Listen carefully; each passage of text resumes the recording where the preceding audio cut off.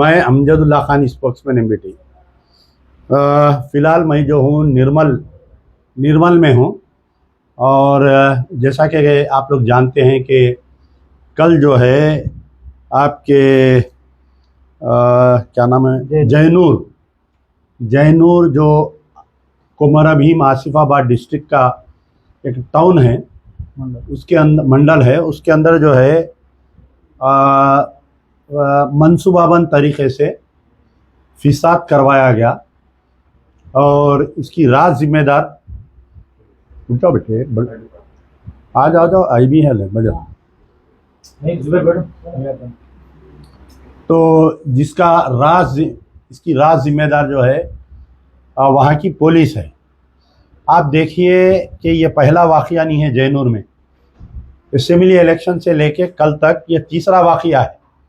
पहला जो है असेंबली इलेक्शन के दिन रात में झगड़ा हुआ कि मुसलमान कांग्रेस को वोट किस लिए डाले बोल के मारे वो लोगों को। फिर दूसरा वाक़या जो है बांग्लादेश में हिंदुओं को मार रहे बोल के बंद मनाए वहाँ पर, और मुसलमानों के दुकानात को डैमेज करे। पुलिस वाले उसका केस तक रजिस्टर नहीं करे। जिसके दुकान डैमेज हुए थे वो लोग गए थे तो उनको ये बोले कि हम आज अरेस्ट करते, फिर कल उनका बेल पे आते, आपसी और झगड़ा बढ़ता है गांव में कहीं को बोल के समझा बना के। तो कल का जो फिसाद है वो एक बहाना है। एक 50 साला ख़वातीन को वो अभी पुलिस तहकीकात कर रही है कि आया उसको एक्सीडेंट कैसे हुआ। पहले शुरुआती बात में ये आई कि कोई लाल कार मार कर गई। उसके बाद में अचानक से जो है 2 दिन के बाद में उसको होश आता है, और होश आने के बाद में वो ये इल्ज़ाम लगाती है कि एक एक मखदूम नामी ऑटो वाला, तकरीबन 15 साल से वो बच्चा ऑटो का वो रोड पे जो है पिक एंड अप करता पैसेंजरों को, कि एक मखदूम नामी ऑटो ड्राइवर उसका रेप करने की कोशिश किया। जब वो दिफा करी तो उसके ऊपर ग्रेनेड डाल दिया। आप मेरे को ये बोलिए, हिंदुस्तान में रेप की तारीख अगर आप निकाल के देखेंगे तो 45 साल 50 साल की औरत का कोई भी रेप नहीं करते। तो वो जो है अपनी माँ समान या बड़ी बहन समान समझता। ये एक नौजवान बच्चा है, तो उसको एक बहाना बनाकर पूरे मुख्तलिफ इलाक़ों से, मैं पहला सवाल कर रहा हूँ हुकूमत से और पुलिस से कि आया इसके अंदर जैनूर में तकरीबन 5000 लोगों को जमा होने कैसा दिया गया। अगर पूरे आदिलाबाद डिस्ट्रिक्ट में भी, अगर पूरे आसिफाबाद डिस्ट्रिक्ट में भी बन के मारे तो उनके जो कास्ट है वो कास्ट के उतने लोग नहीं हैं। 5000 लोग 5000 लोग जमा हुए। पहले से इसकी रिपोर्ट थी, और पुलिस एक मानों में ऐसा करी कि उनका गुस्सा ठंडा होने के लिए खुलेआम छूट दे दी गई। मंसूबाबंद तरीक़े से बाज़ाफ्ता पेट्रोल बम का इस्तेमाल किया गया, और लाठियों का, दरांतियों का, कुड़ाड़ियों का इस्तेमाल किया गया। और सिर्फ एक मस्जिद की वीडियो फिर रही। मैं आज वहाँ पर गया, मैं एक्चुअली अंदर जैनूर जाने की कोशिश किया। वहाँ पर जो है हैदराबाद से मुझे रोकने की कोशिश कर रहे हैं। पहले मुझे हैदराबाद में रोकने की कोशिश करे, फिर मुझे कामारेड्डी टोल गेट पर रोकने की कोशिश करे, फिर निज़ामाबाद में रोकने की कोशिश करे। मैं किसी हालत निकल गया। लेकिन मैं जब उतनूर एक्स रोड पर गया तो वहाँ पर एक भारी जमीयत थी पुलिस की। खुद वहाँ पर डीएसपी सर्कल एक 4 एसआई मुझे ज़बरदस्ती रोक दिए, मुझको अंदर जाने नहीं दिए। लेकिन अंदर से कुछ लोग आए आपके जैनूर के, जब मालूम हुआ कि मुझे रोक दिए तो आकर वो लोग अंदर की कैफियत सुनाए, आंख में आंसू लाकर रो रो के कैफियत सुनाए। पहला वाक़या जो हमारे एक अय्यूब खान साहब बोलकर है, ये उनके लड़के हैं, ये बैठे हुए, ये अय्यूब खान साहब के लड़के हैं। अय्यूब खान, सुबूर खान, इब्राहिम खान, जायद खान, आज़म खान, सलीम खान, ये पूरे 6 भाइयाँ हैं। टारगेट करके इन लोगों के मकानों को मारा गया। एक एक घर में एक एक बर्तन, आज मैं समझता हूँ कि मामूली सी एक चमचा भी एक मामूली सी चमचा भी नहीं है उनका ने घर में। इनके मकानों को, इनकी बहन की शादी थी, तकरीबन तकरीबन जो है 2.5 लाख रुपए, 2,80,000 इनके घर में पैसे थे। और इनका, क्योंकि इनकी बहन की शादी थी, इनकी वालदा का बहन का जेवर जब इनके घर पे हमला हुआ, ये पूरा पोटली में बन के इनकी वालदा जब भाग रहे थे तो इनकी वालदा के गले पे चाकू लगा के ये बोला कि ये सामान दे दो, हम तुमको जिंदा छोड़ देंगे। तो अपनी जान बचाने के लिए इनकी वालदा पूरा सामान फेंक दिए। अब जब मेरे को यहाँ पर रोके तो मैं एसपी आदिलाबाद को पहले बात किया, कौन से यार खां है बेचारे, गौस आलम खान साहब से बात किया मैं। तो वो ये बोले कि एसपी आसिफाबाद का ऑर्डर है, पर्टिकुलर आप आ रहे हैं बोल के पहले से इंटेलिजेंस रिपोर्ट है, उनको रोको बोल के, हमारा कुछ नहीं है, आप उनसे बात करिए। मैं तकरीबन 6 बजे से 9 बजे तक वहां पर बैठा हुआ रहा और हर 3 मिनट 4 मिनट को एसपी साहब को फोन मिला रहा हूं। एसपी आसिफाबाद ना तो फोन पे रेस्पॉन्ड कर रही और ना तो जवाब दिए मेरे को। आप बताइए, कम्युनली सेंसिटिव एरिया में एक सुप्रिटेंडेंट ऑफ पुलिस 3 घंटे तक, मैं एक 2 टर्म का कारपोरेटर, मैं कंटेस्टेड एमएलए कैंडिडेट, मैं एक पार्टी का स्पोक्समैन, जब मैं एक जिम्मेदार आदमी उनको फोन मिला रहा हूं और वो फोन पे रिस्पॉन्ड नहीं कर रही, तो आप अंदाजा लगा सकते कि किस कदर कल लापरवाही हुई। अब वो लापरवाही थी नहीं मालूम या दानिस्ता तौर पर कांग्रेस की मौजूदा सरकार को बदनाम करने के लिए, क्या रेवंत रेड्डी को गद्दी पे से उतारने के लिए, क्योंकि कांग्रेस की तारीख रही कि जब भी चीफ मिनिस्टर को बदलना चाहते ये लोग फिसादत करवाते। तो क्या हो सकता है कि रेवंत रेड्डी के दिन करीब आ गए? तो ये कई वजूहत है। हमारा मुतालिबा है कि तकरीबन कम से कम कल एक 200 मुसलमानों के दुकानात को टारगेट करके डैमेज किया गया। अगर 2 दुकानों के बीच में गैर मुस्लिम की दुकान है तो उसको छोड़ दिए, आजुक में बाजुक में अगर 2 मुसलमानों के दुकाना है तो लोकल एलिमेंट्स, बाहर के एलिमेंट्स की मदद किए। ये पेट्रोल के कैनों में पेट्रोल लेकर आए। एक जो है रमेश किराना शॉप, जिसके पास, आइए खान साहब हैं, बैठिए, वो माइक इनको लगाओ, मैं बोला बोलिए जी। तो ये पेट्रोल कैन कहाँ से आए, कब से इसकी तैयारी चल रही थी ये फिसाद की। और तकरीबन हिंदुस्तान के आप जब भी फिसादत की तारीख देखेंगे तो ऐसे सेंसिटिव एरियाज में, निर्मल में, आदिलाबाद में, आसिफाबाद में, भैंसे में, यहाँ से फिसाद शुरू होता और ये फ्लेयर अप होके पूरे तेलंगाना में या यूनाइटेड आंध्र प्रदेश में जाता था। तो क्या ये मंसूबाबंद तरीके से हुआ? ये तमाम की अगर तहकीकात सही करवाना है, मैं रेवंत रेड्डी साहब को चैलेंज कर रहा हूँ कि आप में दम है तो आप ये इसकी तहकीकात सिटिंग हाई कोर्ट जज से करवाया जाए। टाइम बाउंड प्रोग्राम, 3 महीने के दिन वो जज 3 महीने के अंदर रिपोर्ट देना चाहिए। और हमको भीख का चिप्पा नहीं होना, किसी की दुकान जली 5,000 दे रहे हैं, किसी की दुकान जली 10,000 दे रहे हैं, नहीं। पूरा गवर्नमेंट एमआरओ तहसीलदार आके असेसमेंट करके पूरा फिर से उनको वो कारोबार पे लगा के देना, यह सरकार की जिम्मेदारी है, रेवंत रेड्डी साहब की जिम्मेदारी है। बड़े अफसोस के साथ मुझे ये कहना पड़ रहा है कि ये 8 महीने हुआ कांग्रेस की सरकार आके, हम तमाम मुसलमान बीआरएस से बदजन थे कि 9 मसाजिद को शहीद कर दिए, फर्जी एनकाउंटरों में बच्चों को मार दिए, कई ऐसे वाकयात हुए।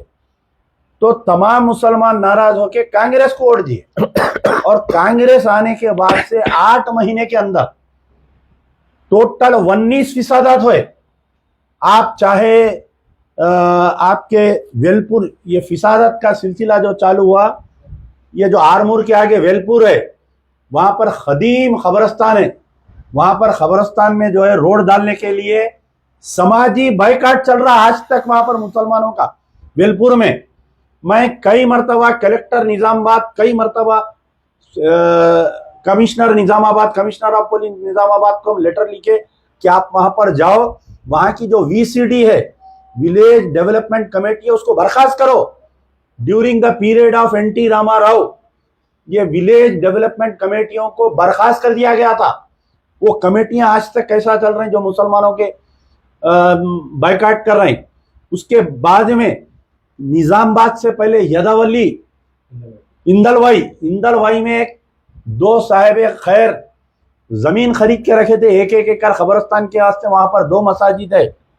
कोई SC ST वाले ये बोले कि हमारे आबादात को ये पट्टे मिले थे, आप ये जमीन जो है नहीं रख सकते, लिहाजा हम इसके ऊपर मंदिर बनाते बोल के तकरीबन 20 दिन तक वहां पर मंदिर का काम चला। तो पुलिस खामोश तमाशा रही। निजामाबाद का जो BJP का MP है, ये वेलपुर में आके मुसलमानों को गालियां देके गया और इंदलवाई में भी आके गालियां देके गया। तो रेवंत रेड्डी साहब खामोश बैठे हुए रहे। गांधी जी के 3 बंदर होते ना, वैसा यहाँ पर कांग्रेस के 3 बंदर हो गए, एक रेवंत रेड्डी, एक राहुल गांधी और एक प्रियंका गांधी। कहीं दूसरे मुकामात पे अगर ऐसे वाकयात होते BJP रूल्ड स्टेट में या नॉन कांग्रेस रूल्ड स्टेट में, अगर ऐसे वाकयात हुए तो फौरी भागते राहुल गांधी, सर पे हाथ रख के प्रियंका गांधी वो बच्चे के साथ फोटो लेते।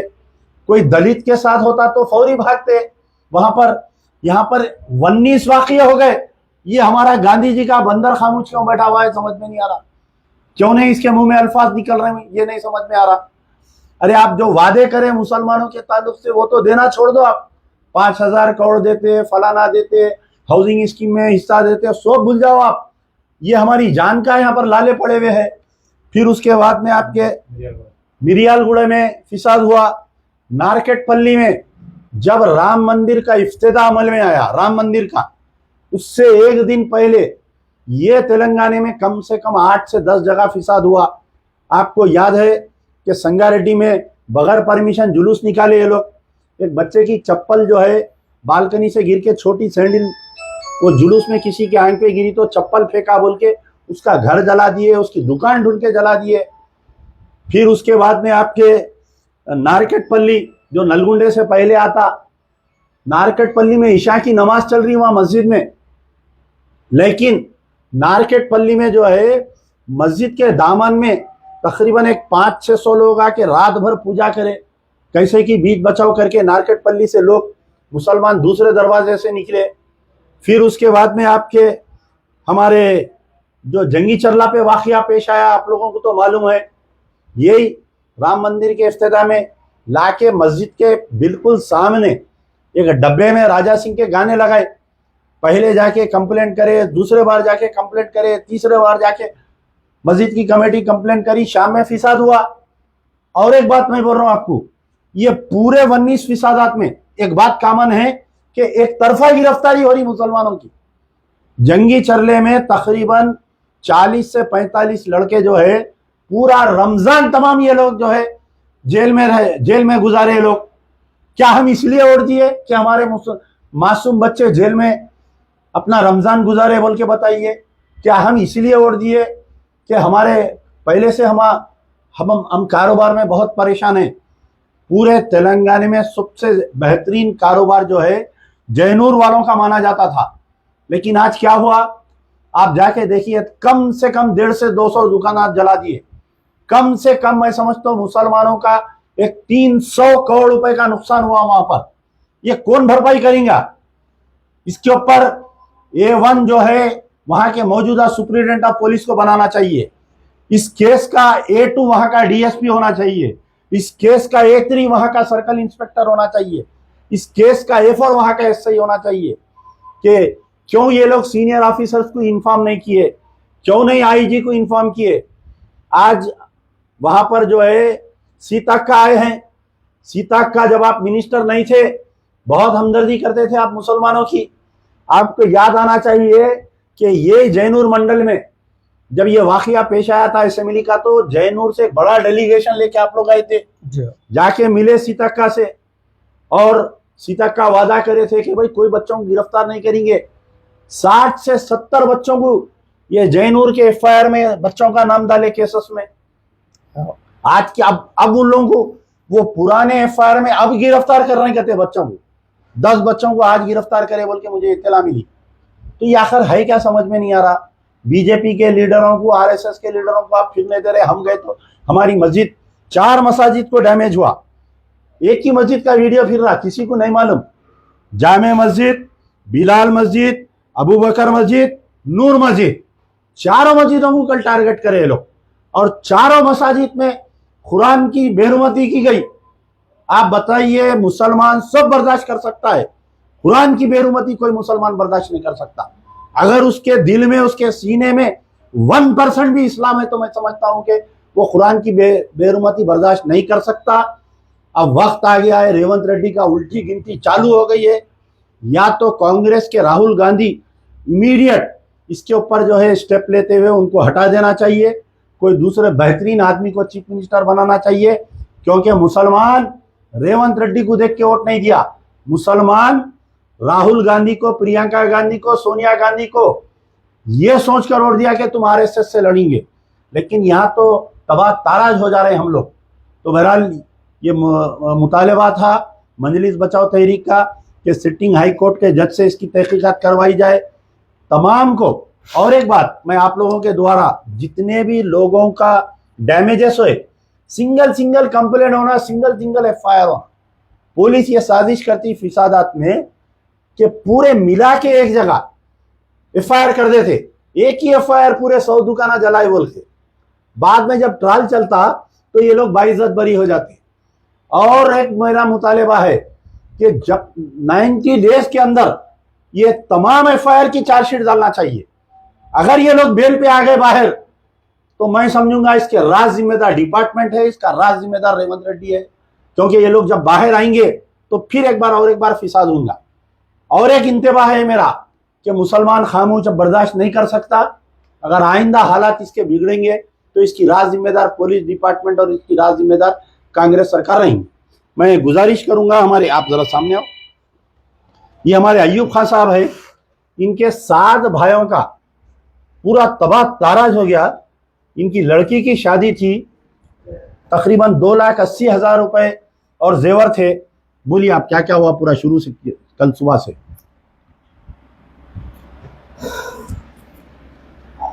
बोलिए जोर से बोलिए। ये जो जयनूर के अंदर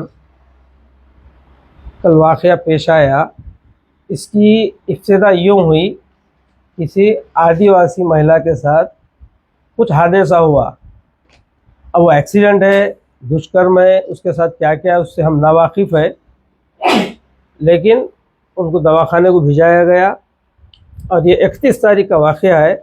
उसके बाद 2 तारीख को 4 बजे के टाइम में पुलिस मार्केट में ये ऐलान कराई कि भाई वो लोग, आदिवासी लोग, कुछ अपना एहतजाज जुलूस निकालने वाले हैं, लिहाजा मार्केट बंद रखो ताकि हमको कॉपरेट हो सके, कोई नए लोग आ रहे क्या, कुछ आ रहे क्या, और आप लोग सब हमारा साथ दो बोलने से पूरा मार्केट बंद रखे।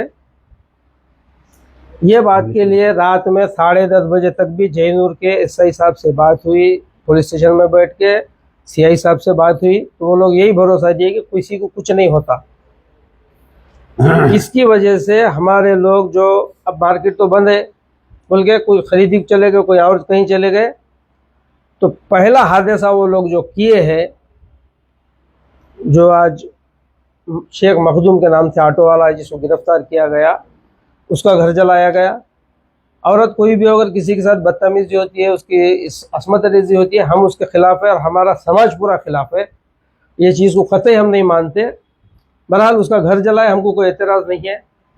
उसके भाई का घर जलाया गया, उसके भाई के बच्चियां छूटने के वास्ते पुलिस स्टेशन में गए तो पुलिस वालों का स्टेटमेंट है कि हम तुम्हारा कुछ साथ नहीं देते, सांस रोक करके तुम बैठना, पूरा घर जला दिया गया।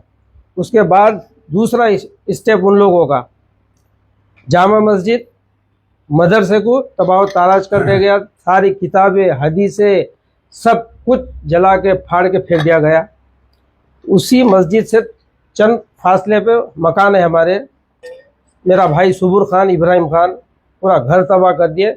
मैं हमारे पुलिस अधिकारियों से गुजारिश करता हूँ कि स्पेशली जाके देखें, जैसा मार्केट का सीन देख रहे, तरकारी बेचने से वाले से लेके मिनट। तो हर चीज। मैं अब जब एसपी साहब से मिला तो एसपी आदिलाबाद ये बोल रही कि कोई मकान नहीं जला, सिर्फ दुकाना जले। तो मैं आपको कुछ पेश करा, इमीडिएट वीडियो निकाल के बताई। हिंदो खाली बोलो आप, तो एकदम खामोश हो गए उन्होंने। बोलिए। इब्राहिम खान सुबुर खान के मकान को देखना, इंक्वायरी करना जाके वहाँ पे, खास करके मेरा अयूब खान का मकान सबसे ज़्यादा तबाह ताराज हुआ। सलीम खान, अजीम खान, जाहिर खान, मेरे 6 भाइयों का नुकसान हुआ पर्सनल मेरे फैमिली में।